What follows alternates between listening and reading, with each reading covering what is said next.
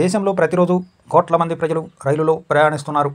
అటువంటి పరిస్థితిలో రైల్వేకు సంబంధించిన ప్రతి చిన్న పెద్ద సమాచారం మీపై పెద్ద ప్రభావాన్ని చూపుతుంది.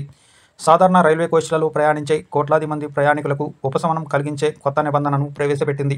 దీనిలో సాధారణ టికెట్ల చెల్లింపు కోసం డిజిటల్ QR కోడ్లను కూడా ఉపయోగించవచ్చు. అంటే మీరు UPI ద్వారా సాధారణ రైలు టికెట్లను కూడా కొనుగోలు చేయవచ్చు.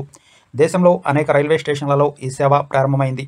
రైల్వే స్టేషన్ వద్ద పొడవైన క్యూల నుండి ప్రయాణికులకు ఉపశమనం కలిగించడానికి, డిజిటల్ ఇండియా వైపు మరో అడుగు వేయడానికి రైల్వే స్టేషన్లలోని అన్ రిజర్వ్డ్ టికెట్ కౌంటర్లలో కూడా ఆన్లైన్ టికెట్ సదుపాయాన్ని అందుబాటులో ఉంచాలని రైల్వే నిర్ణయించింది.